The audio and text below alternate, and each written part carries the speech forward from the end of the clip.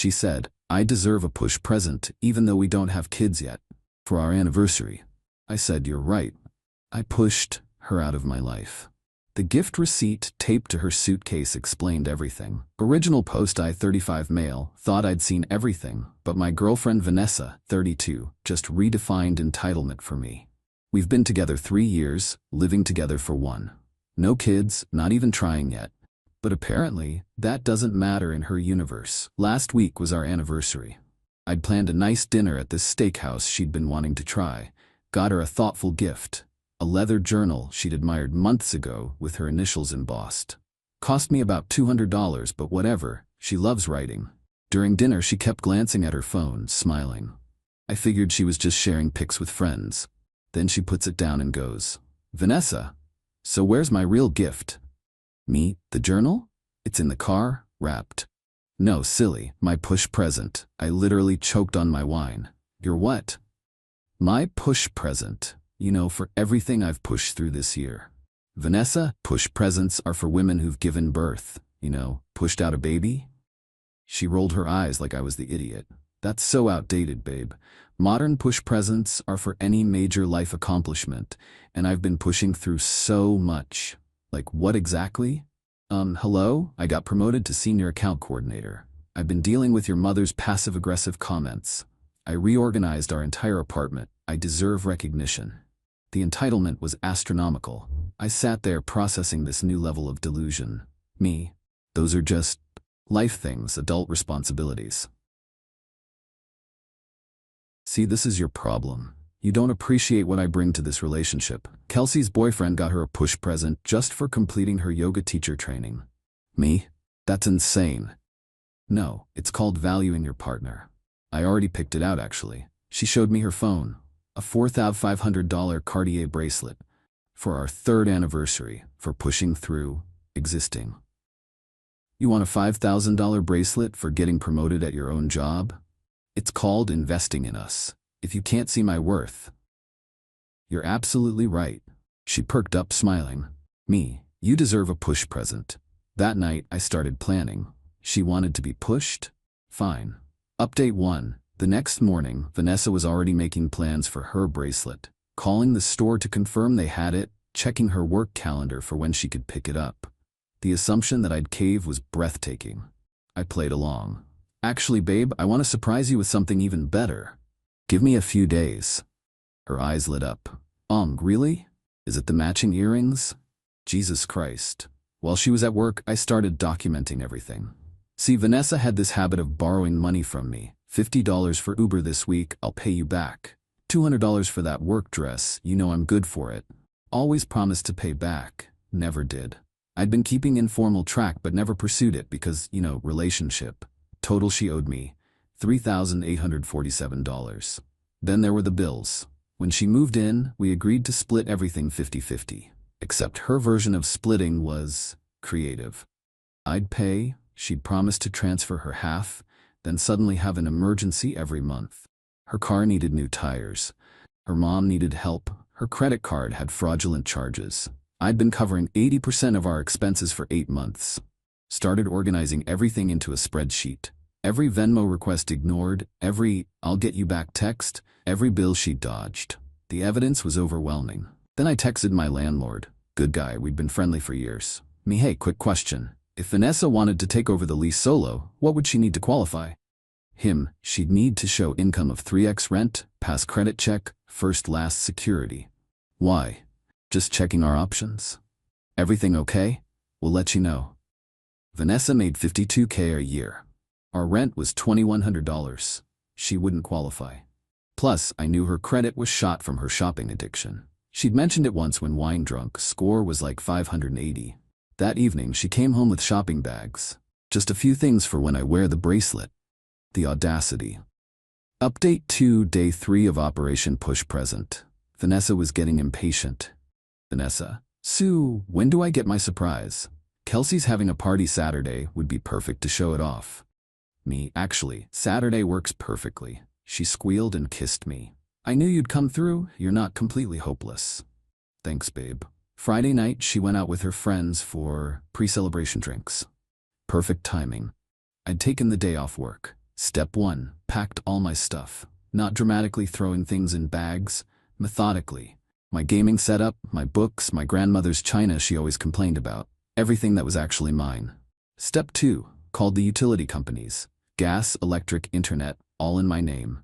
Scheduled disconnection for Monday. She wanted to adult? Here's adulting. Step 3. Removed myself from our streaming services. Netflix, Hulu, BO, all mine. Change the passwords. Step 4. The joint grocery fund we had, my idea, stupid in retrospect. Emptied my contributions, left her $247 she'd actually put in.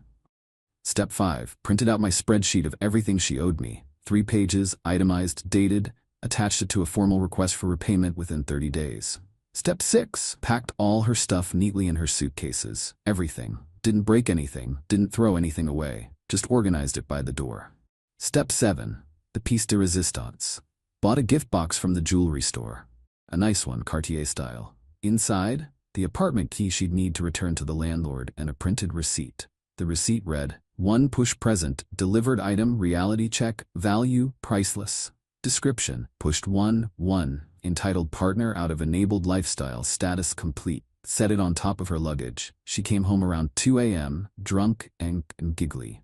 I pretended to be asleep. She whispered, can't wait for tomorrow baby, before passing out. Saturday morning came. I was up at 7, sitting in the kitchen with coffee when she stumbled out around 10. Vanessa, morning, is it time? Is it time for my present? It's by the door. She practically ran, then stopped. Stared at her packed bags, picked up the gift box with shaking hands. Vanessa, what is this? Your push present. I pushed you out. You're done here. The meltdown was instant. Tears, screaming, accusations. The neighbors definitely heard everything. You can't do this. This is our home. No, it's my apartment. You're not on the lease. Where am I supposed to go? Someone who deserves a $5,000 bracelet for existing shouldn't have trouble figuring that out. This is about money? You're seriously ending us over money? No. This is about you thinking you deserve a prize for basic adulting while contributing nothing. Check the itemized bill. You owe me nearly $4,000. She threw the papers at me. You kept track. That's psychotic. That's called accounting. Adults do it. The manipulation started immediately. I have nowhere to go. You know I can't afford a place. My credit is ruined. What about everything I've done for you? Me. Like what? Name one thing. I loved you. No, you loved what I provided. Big difference. Update 3. The entitlement escalation was swift and predictable. First, she called her mom, Diana, on speaker for maximum guilt impact. What? He's kicking you out? Over a gift? He says I'm entitled. He wants me to pay him back for everything. Put him on. Vanessa shoved the phone at me, smirking like mommy would fix this. How dare you treat my daughter this way? She deserves better. Me. I agree. She deserves someone who'll buy her Cartier for breathing. That's not me. You're legally required to give her 30 days notice. She's not a tenant. She's a guest who stopped being welcome. But sure, call the cops. Explain that your daughter demanded a push present without pushing out a baby. Click. She hung up. Vanessa's best friend, Qley, arrived within an hour. Burst through the door like she owned the place.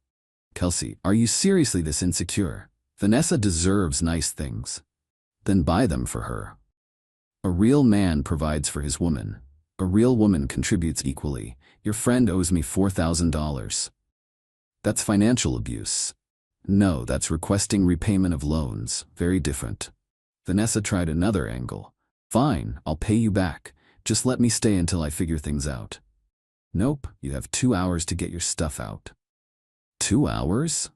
Me? 1 hour, 58 minutes now. She called her dad. He'd always been more reasonable. I thought maybe he'd talk sense into her. Plot twist, he didn't answer. She called 4 times. Found out later he was busy, aka tired of bailing her out. With 40 minutes left, she pulled out her phone and started recording. This is what happens when you date a narcissist, ladies. He's throwing me out because I asked for appreciation.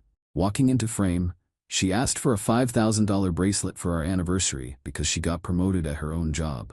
Also, she owes me $4,000 in unpaid loans. She stopped recording, deleted it. The moving truck, Qley's boyfriend's pickup, arrived. They loaded her stuff while shooting me death glares. Vanessa tried one more manipulation. Vanessa, you know what? Keep the deposit. I don't need your money. There's no deposit to keep. I paid it all myself. You never contributed. That's when she lost it. Full tantrum. Threw the gift box at me. I ducked. Screamed that I'd ruined her life and wasted 3 years of her youth. Your youth is your responsibility, so is your future. As they drove away, she screamed out the window, "You'll regret this. No one will ever love you like I did." God, I hope not. Update 4. The extinction burst, there's always one, started Sunday morning. First, the social media assault, but not the usual "he's abusive" narrative. No, Vanessa went with something special. She posted that I'd stolen her inheritance. The post, 3 years together and he stole my grandmother's bracelet that she left me. He sold it and won't give me the money. I'm heartbroken and homeless. Her grandmother is very much alive. Lives in Florida. Comments started flooding in with sympathy until her cousin replied, "Grandma's literally at my house right now, wondering what bracelet you're talking about." Vanessa deleted it within an hour. Next came the financial warfare. She tried to Venmo request me $5,000 with the caption, "For emotional labor and household management." I declined and countered with a request for $3,847 with caption, "Actual money owed." She declined and tried Apple Pay, then Zelle, then Cash App. Girl went through every payment app trying to bill me for her existence. Monday arrived with new drama. The utilities were cut off as scheduled. She called me screaming, "Vanessa, the power's off at the apartment." Me, not my apartment anymore. I'm still here. Qley was supposed to help me move, but she bailed. Still not my problem. I have food in the fridge. It'll spoil. Me, should have thought about that before demanding gifts for achievements you pay yourself to accomplish. She called the utility company pretending to be me. They called me to verify. I confirmed it was fraud.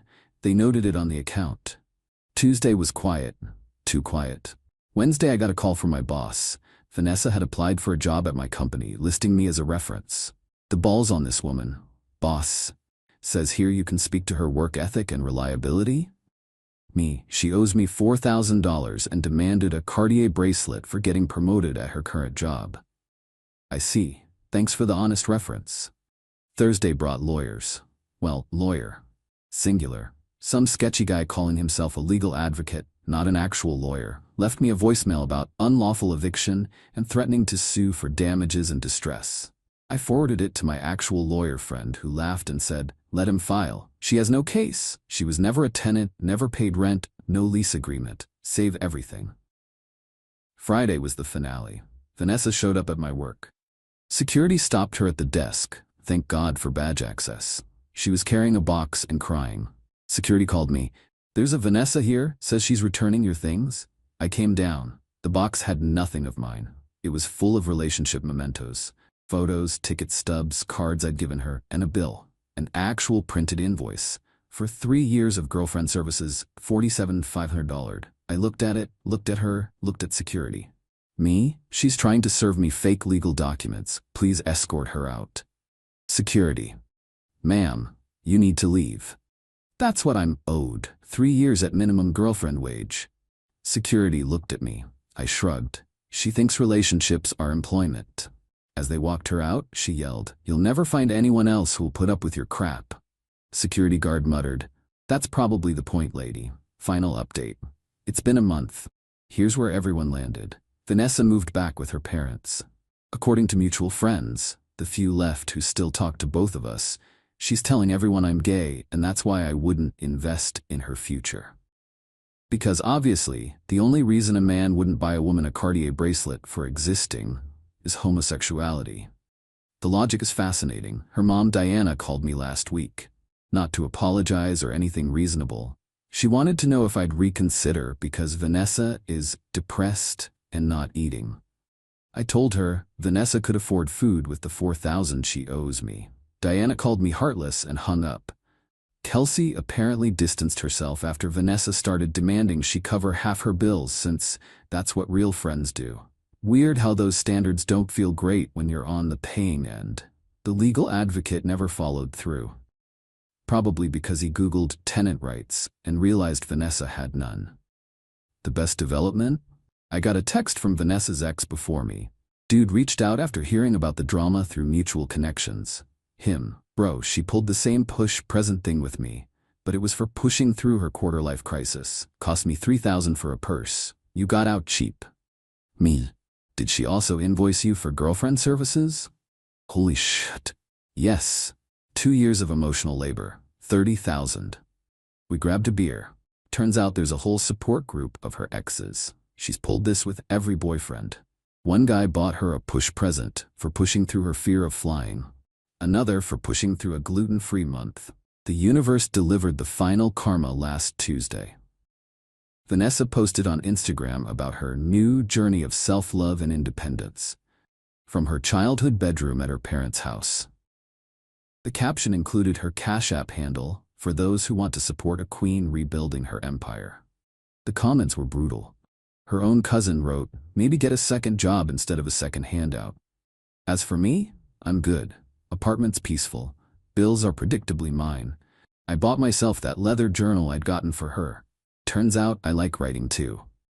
Started documenting this whole experience, actually.